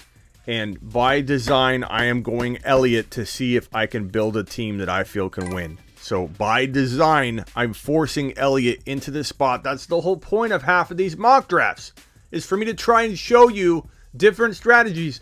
Would you like me to draft the same guys over and over and over every round to see if maybe I like somebody different that I'm not giving a chance? Because sometimes when you mock draft, you literally, run into a trend that you like that you didn't try before. It's like trying a new food. So I took Elliott at 1.6 by design. Henry went 1.7. Devontae Adams 1.8. Nick Chubb 1.9. Tyreek Hill 1.10. Diggs 1.11. Eckler 12. Harris 13. Akers 14. Aaron Jones 2.3. DK, Clyde, and Travis Kelce. I'm on the clock currently. So Mixon's there, Dobbins, Swift, Sanders, Gibson. I like Gibson a little bit here. It's kind of thin at running back. So I'm glad I went running back in this scenario. Hopkins is there, A.J. Brown's there, Michael Thomas, Jefferson, Ridley, I think I'm going to go A.J. Brown here. Pair Zeke and A.J. Brown together. I've got to say, walking out with Zeke and A.J. Brown feels pretty solid. Pretty solid. Smitty, you just wanted an excuse not to draft Henry. No, you know what? I'll take Henry in the next one, bro. Let's take Henry and do the same thing. Like, Ian, I'm all about trying to prove myself wrong, too. And you know what? Let me go from the 6th spot, draft Henry, who I don't like at 6, and see how I feel about the team. That will maybe influence me into liking Henry a few spots higher. Who knows? You know, like in one league, maybe I will want Henry in one league, despite my concern. So we'll do the same thing again. I'll even take the 5 pick, just to ensure that I get him. AJ Brown went 2.7, Justin Jefferson 2.8, Hopkins 2.9, Ridley 2.10, J.K. Diggity Dobbins at 2.11. I traded DK and Tunyon for Aaron Jones and Kelsey in redraft. Yeah, I like that. That's not bad. Gibson went at 2.12. I like that. If you can get Mahomes or Waller, I'm talking about Dried Ocean. I think the 3.6 going to Elliott's not that crazy. I'm not feeling horrible about this already. Like, I'm gonna tell you right now, I'm not feeling bad. Like, I get Pollard, I've got AJ Brown. It's not a bad spot to be in. Kyle's going triple running backs for Kyle. I don't like that with Swift, but bro, trust your gut. Don't listen to me. Don't listen to anybody. If Swift is your guy, you go Swift, baby. But I do think that Swift's not amazing enough to have passed it on wide receiver there for you. I personally would have went with the wide receiver in that spot. Like, it's not like you're getting a running back that in my opinion is going to just completely be a huge. Okay, so Mahomie went to Doc. He's got Taylor, Hopkins, and Mahomes, so he's off the board. CeeDee Lamb went. That's a shame. I was going to consider Lamb. Wide receiver, we've got Keenan Allen there. At running back, not loving the running backs. Josh Allen's a tiny bit early. The only guy here would be Waller. That feels like huge value for where we're getting him. And that's a good start. Elliott, AJ Brown, Waller. Very balanced. The 6 pick's a pretty decent spot to go Elliott, or if you want Henry, I get it. It's not bad. It's probably one of the last spots where I love going running back. And honestly, if I have the 6 pick and or 7 pick, and let's say Elliott goes or Henry or whatever, I kind of am tempted, like from 7 on, to just trade down. I just want a second round. I want a top of the second. I want to take an AJ Brown or a Ridley or a DK, and I don't want to mess around with pick 7 to 12. I'd rather get a huge move up. Najee will be a first rounder by August. I don't doubt that at all, bro. I don't doubt that at all. Waller, Keenan Allen, Kyle Pitts. This is redraft, by the way. Kyle Pitts is going a wee bit high in Dynasty, or in redraft, bro. It's a wee bit high there, honest Abe. You know what I'm saying, broski? Are we live on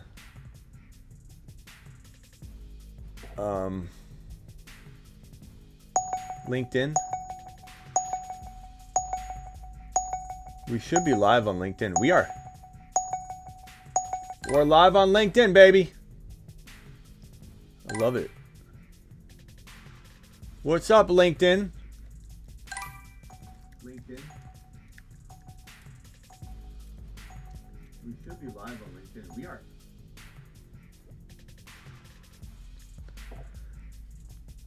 Okay, Josh Allen, a steal at 4.1. Even though some might call that early. I love it. I love it. A-Rob, I don't know how I feel about A-Rob, but that's not bad value. And you got Eckler and Harris. Papa, that's pretty good. That's a pretty good quad that you got there. Quad stack.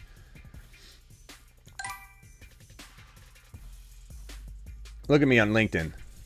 Look at me on LinkedIn. We're live on LinkedIn, baby. What's up, people? That's me. I know that guy. Josh Jacobs. Amari Cooper, 4.4. I got to start preparing for my pick. I don't want to get timed out. I'm going to start queuing some wide receivers that I think have potential. I'm going to start looking at some running backs that have potential that I like here.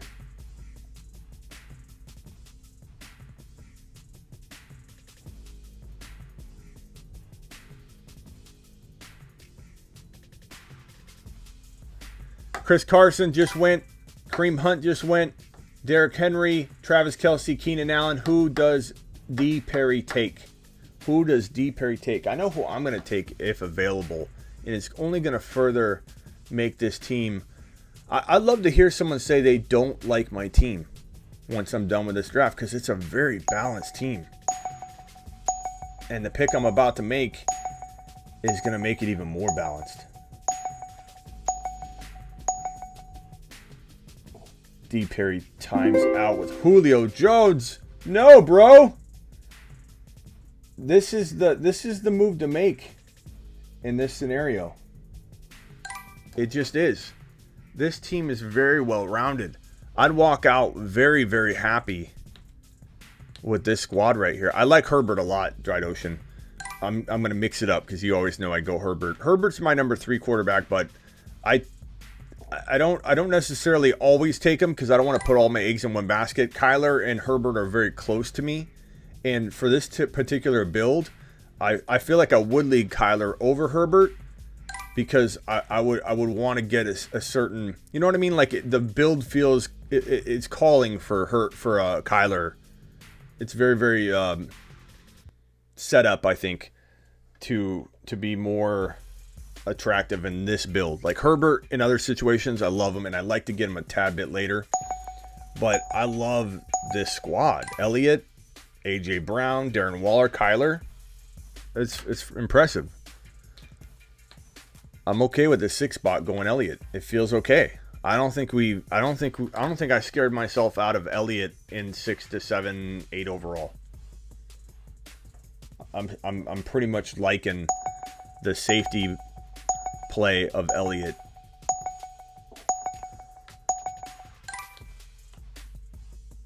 I feel it depends on the flow, bro. With Kyler and Lamar still on the board, Herbert wasn't the pick there. Like in a real draft, I'd trade down or I'd trade my 5th rounder up, or something to like the end of the 4th.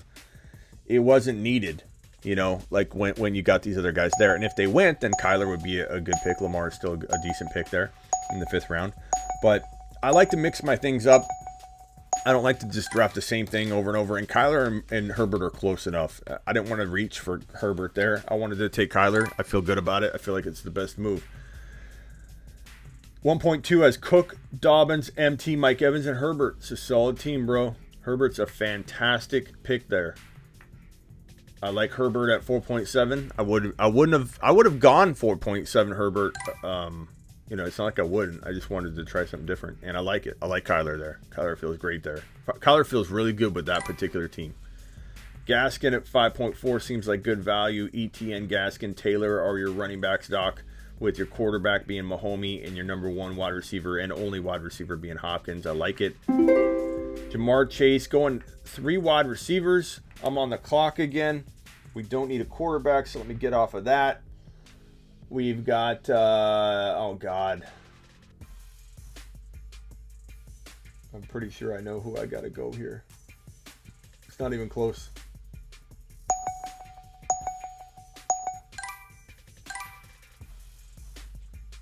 That's a freaking fantastic running back 2 for this team. That's insane.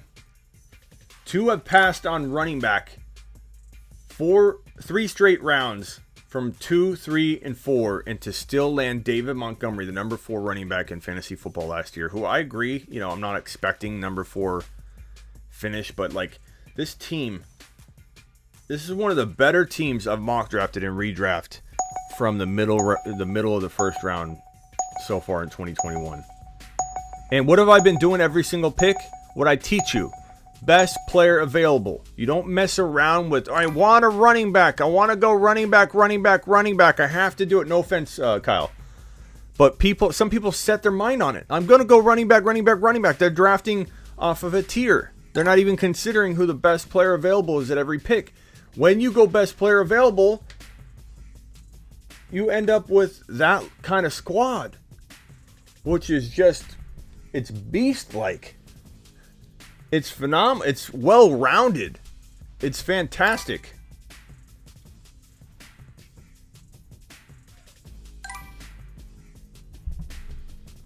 We got a lot of good teams in here, though. I'm not going to lie. You know, like looking at, I mean, I love, I don't know if I like the Chase pick a little later, Double J. I think Chase at 5.5 in a redraft is a little bit high. But I do like your team a lot. Kamara, Jefferson, CeeDee Lamb, Lamar Jackson. You're kind of doing the similar thing I'm doing. You're going best player available. I just think you would have been far better off going David Montgomery and trying to land Jamar in the next round maybe. And if you didn't get him, you didn't get him. Same thing with Devontae Smith at 5.11. RGM, it seems a little high in a redraft. Just a little bit. Not that he can't do well there.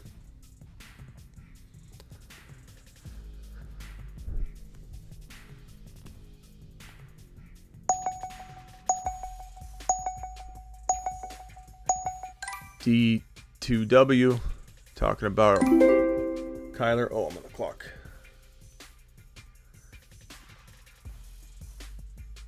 Okay. I need wide receiver. I'll still take best player available, but I'm feeling pretty good. I kind of like, oh, yeah, my boys here. Got to check running back just to make sure. I'm going to go. I want to go Jerry Jeudy. This is one of my favorite teams. I mean, you could put Henry in the 1.6 spot if you want. We were by design going into this draft. I was going to take Elliott. If you want to put Henry in place of Elliott, that's fine too. Like, just, you know, use your preference there. I love Jerry Jeudy at 6.7. That's one of my favorite picks of this draft too. I almost went Javonte Williams, Double J. That was a great move on your part.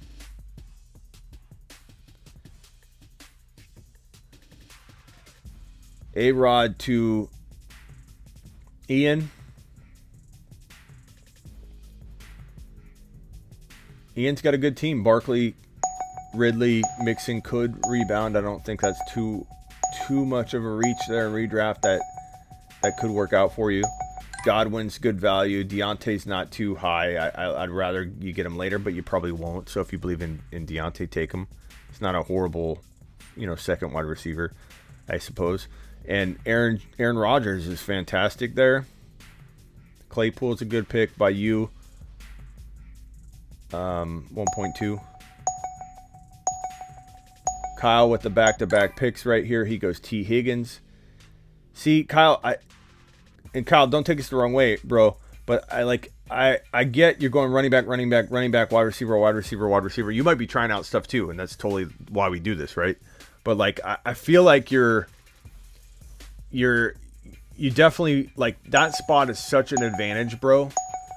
Like, if you would have taken a wide receiver at 1.3, I just don't like you're forcing the wide receiver here instead of, I think, taking, you know, the best players available. I just don't like the look all that much. It's not a bad team, but I think that 1.1 you can do some serious damage from it, and I would take a different approach. Mike Davis is fantastic value at 7.2. Like, how is Mike Davis still on the board? I was hoping he'd fall to me. I'm almost on the clock, so let me get on over here and start pre-ranking some people.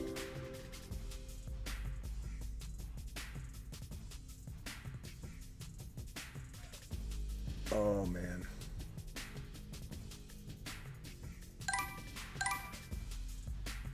It's like Christmas. I keep getting gifts over and over. Michael Carter. Love Michael Carter. Michael Carter 7.6. You gotta be kidding me. I'm loving that.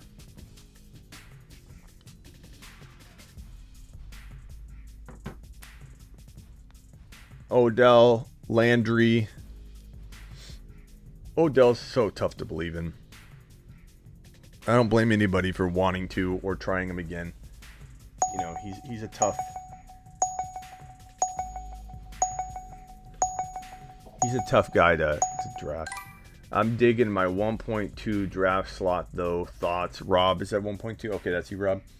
Yeah, I mean, I like Cook, I like Dobbins, I like MT, Evans, Herbert, Claypool, Mike Davis. You're a top 4 team, bro. It's a good draft slot to be in, top 4 team. I don't think we need to do this again from the Henry perspective because we can just insert Henry in our minds of this draft. You go Henry or Elliott there, AJ Brown, Darren Waller, Kyler, David Montgomery, Judy, Carter. I love it, man. Either way, I'd be okay even risking it with Henry with this particular build.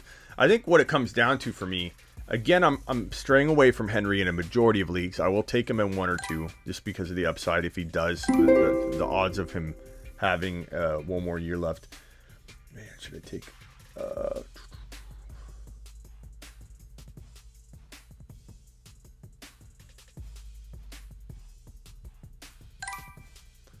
Give me my boy Sermon. What was I saying? Henry. Oh. But if you're going to go Henry or Elliott, I guess my point being, even more so, you need to worry about going best player available because you're going to offset a lot of the other risk that you could be looking at. So if you're going to take a risk with Elliott, you're going to take a risk with Henry. You gotta make that move. Now, I will say I probably should have looked at Pollard at 8.7, but I definitely, no matter what, need to grab him with my next pick. We're not going to draft any further, but Pollard would be a must for me, like to the point where I might even have to sacrifice that 8.7 just to make sure that I got Pollard, because it would be a huge, grave mistake to not draft Pollard with Zeke. So Kyler, Elliott, Montgomery, AJ Brown, Jerry Jeudy, Darren Waller, Michael Carter, Trey Sermon. I could have a top 10 running back on my bench right there in Trey Sermon, and I definitely could have, you know, a top 12 running back in Michael Carter. So I love this freaking team. I'd say top 1 to 3. It's one of my favorite 1.6 drafted redraft teams that I've done. Kyle, Hurts, McCaffrey, Gibson, Galladay, DJ Moore, Higgins, Swift, and Chark. Kyle, I don't hate it, bro. I don't hate it at all. I think that, like, you just left a little value on the table by forcing the running back.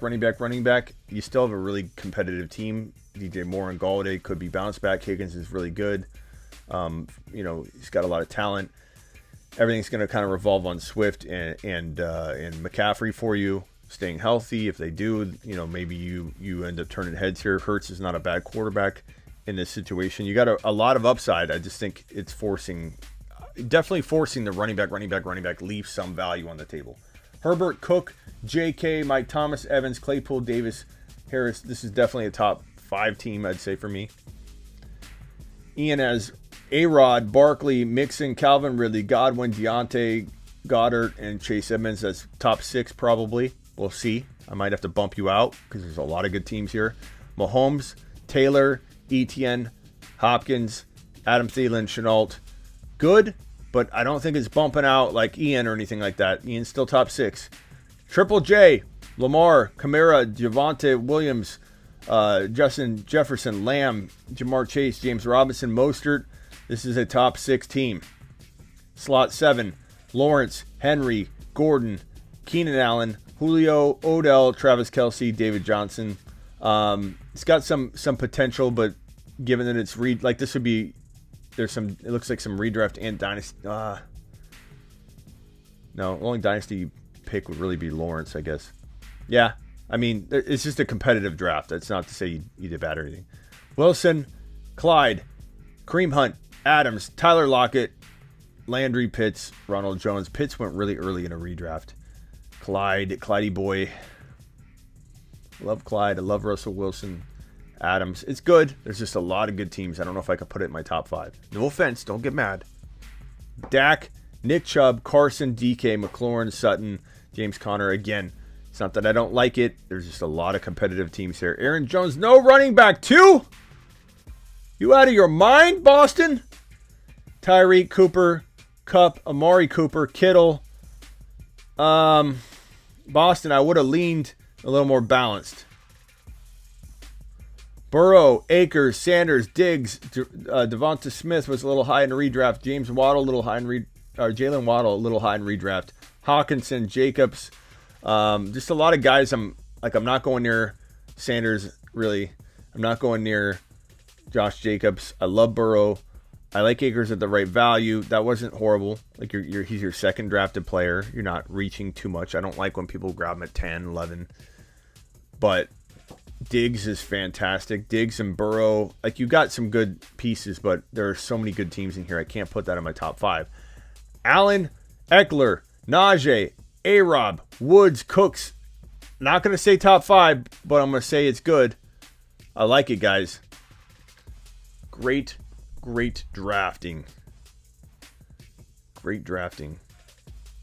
I'm going to go ahead and do a solo draft from the 1 spot just to show, or no, we'll go 3 spot. Just to show you what I would do. Now, the redraft data might not be super good. We'll see. McCaffrey. Like, why is McCaffrey sitting there in redraft at 1.3? It's ridiculous. There's no way. This is why you guys ask me why I haven't done a lot of redraft videos on how to attack the 1.1, 1.2, 1.3 in redraft, and it's because of this. It's because the data is crazy. Mixon at 2.2? Like, you kidding me?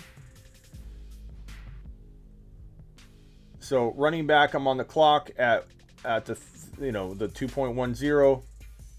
Gibson's there, Najee's there, Clyde is there. Wide receivers, Justin Jefferson, Ridley. I'm gonna go JJ here.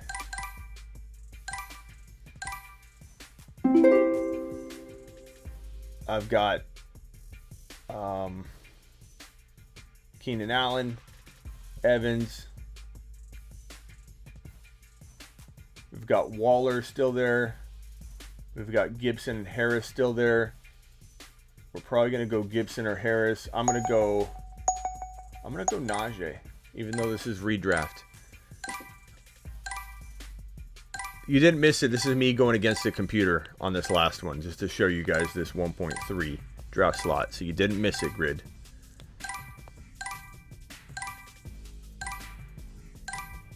So if I was on the clock here against the computer, just showing you guys Lamar, Murray, Herbert, Herbie boy,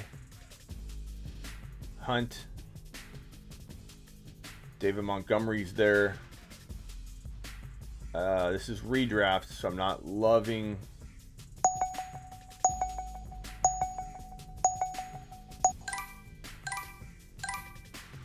Probably go David Montgomery.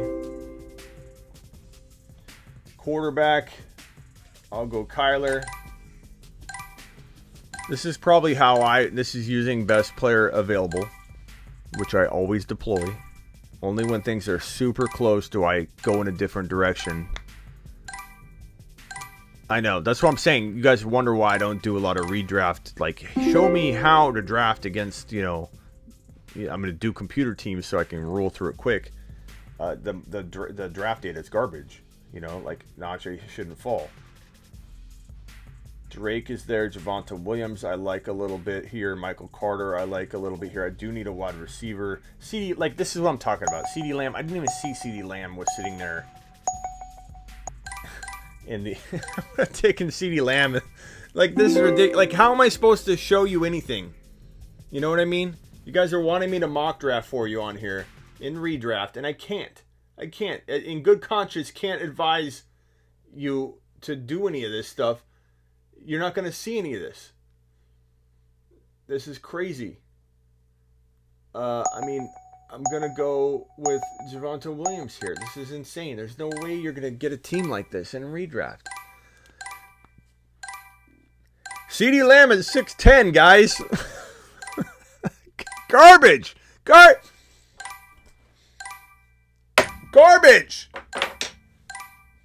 Can somebody update these rankings? What is going on here? Judy's still there.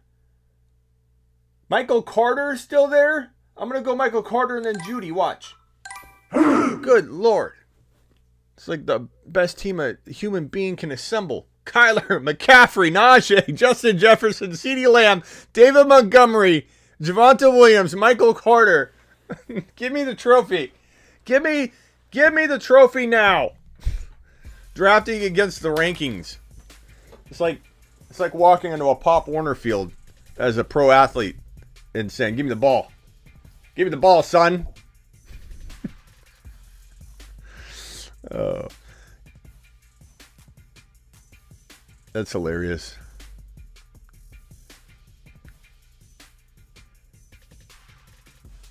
All right. Enough of that. Herbert is my QB3, but I don't always draft the same team over and over. So today was Kyler Murray tribute day. So we're taking Kyler. I got Kyler and Herbert pretty close, bro. So I like going Kyler in a few of these just to give it a different feel, you know? Like if I draft the same player over and over, Trey, over and over, what good am I to you? What good am I to you if I don't put myself in a box, broski? What if I don't try and do anything creative or test out different ideas? What good am I to you, Trey? The answer is nothing. Nothing, bro. Smitty, if Julio were to be traded to the Seahawks, where does DK go in redraft? Feel like Evans Godwin scenario? It's a good question, Nick. Why do I have double box here?